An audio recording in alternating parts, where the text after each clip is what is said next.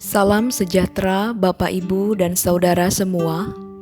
Senang berjumpa kembali dalam Sapaan Gembala pada hari ini. Kita akan merenungkan firman Tuhan bertema lari maraton atau sprint yang diambil dari Ibrani 12 ayat 1 sampai 2. Namun sebelumnya, mari kita berdoa. Bapa Surgawi, kami datang kepadamu mengucap syukur atas kebaikan dan kemurahan Tuhan yang kami alami sampai hari ini.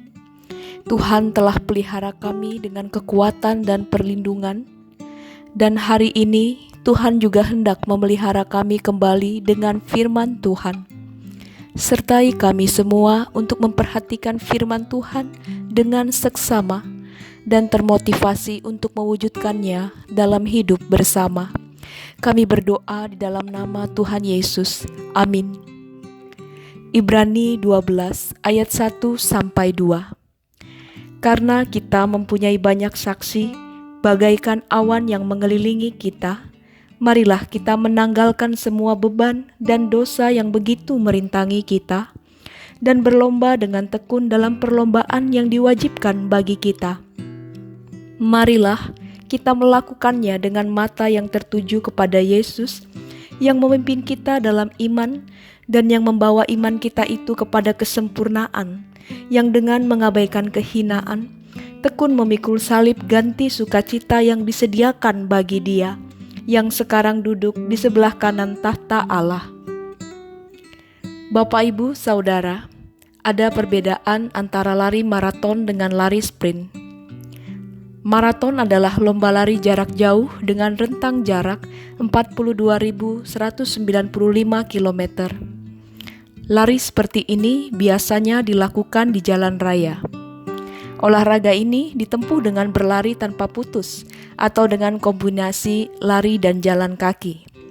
Sedangkan sprint adalah lomba lari jarak pendek, 100 meter, 200 meter, 400 meter dengan kecepatan tinggi. Biasanya yang ikut lari maraton lebih banyak atlet dibanding yang mengikuti sprint. Mengapa? Karena lari maraton memerlukan waktu yang lama, karena harus menempuh jarak puluhan kilometer dan stamina yang kuat untuk mengatur energi yang keluar saat berlari. Sedangkan lari sprint memerlukan waktu yang sebentar saja. Tetapi keduanya sama-sama perlombaan lari. Itu artinya perlu persiapan, latihan, dan perjuangan agar dapat menjadi pemenang dalam perlombaan. Penulis kitab Ibrani menganalogikan kehidupan beriman kita seperti partisipasi kita dalam perlombaan. Perlombaan iman ini adalah lari maraton yang memerlukan waktu tidak singkat dan memerlukan hikmat untuk mengolah kehidupan agar tetap beriman sampai akhir. Dalam perlombaan iman, orang-orang Kristen sebaiknya yang pertama, menanggalkan beban dan dosa yang merintangi. Orang yang mengikuti suatu perlombaan tidak akan menang kalau ia membawa beban atau barang dalam perlombaan itu. Itu akan menyebabkan larinya menjadi lambat.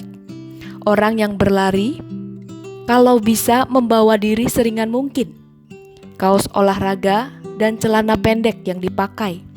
Atlet lari pasti memperhatikan juga berat badan, supaya larinya bisa cepat. Jangan sampai dia lelah karena berat badan. Sebagai orang Kristen, yang menjadi beban kita adalah dosa. Dosa harus segera diselesaikan dengan pengakuan dosa, permohonan maaf, dan tekad yang kuat untuk tidak mengulangi dosa yang sama. Bila dosa dihapuskan, kita dapat terus hidup benar di hadapan Tuhan. Kita tidak jauh lagi dari Tuhan karena dihalangi oleh dosa. Hubungan kita pun dengan Tuhan semakin dekat dan kita dapat terus beriman. Yang kedua, dalam perlombaan iman, kita butuh ketekunan. Ketekunan atau persisten adalah kekuatan mental yang memampukan seseorang untuk menghadapi bahaya atau mengalami penderitaan atau kesukaran dengan berani. Dalam mengikuti perlombaan lari, orang harus berlatih terlebih dahulu. Contoh, ada kalanya pelatih lari ingin para pelari latihan berlari dilakukan serutin mungkin. Para pelari diharapkan tidak malas untuk latihan, lalu harus menjaga makanan agar tetap sehat. Latihan setiap hari, menjaga makanan bisa menjadi penderitaan kalau pelari tidak tulus melakukannya. Orang yang tekun adalah orang yang tidak mudah untuk menyerah. Yesus Kristus tidak menyerah ketika segala sesuatunya menjadi sulit. Kita pun seharusnya juga tidak boleh menyerah jika kita mengalami penderitaan.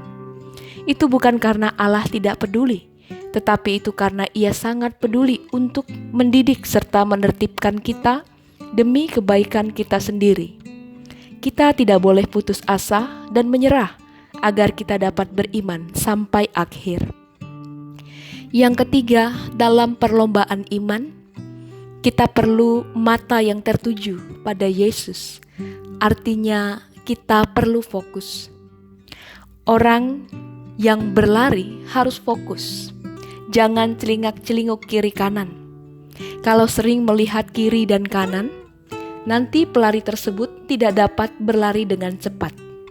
Gerak badan bisa menjadi lambat atau bahkan bisa menabrak orang yang berada di depannya. Kita perlu berlomba dengan mata yang tertuju kepada Yesus. Maksudnya, Yesus sudah mendahului kita dalam perlombaan iman ini. Ia sudah merintis jalan dalam perlombaan iman bagi kita.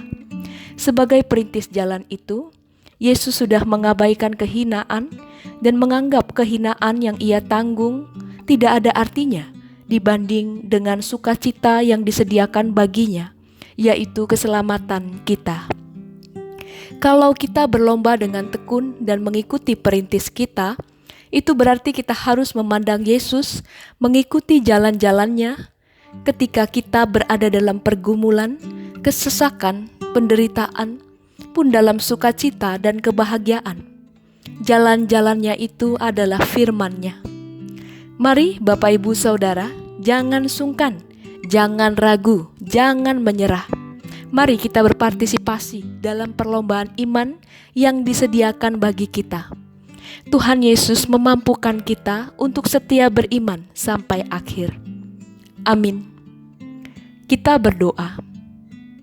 Kami bersyukur atas iman yang Tuhan anugerahkan bagi kami. Pimpin kami untuk tidak mendiamkan iman kami, tetapi mengaktifkan iman itu. Kami mau terus berjuang dan tidak menyerah dalam pergumulan, kesukaran, dan penderitaan, agar firman Tuhan menjadi nyata dalam kehidupan kami. Dengan demikian kami sudah berpartisipasi dalam perlombaan iman yang disediakan bagi kami. Kami butuh pertolongan Tuhan agar kami setia beriman sampai akhir. Di dalam Yesus Kristus sumber iman kami berdoa. Amin.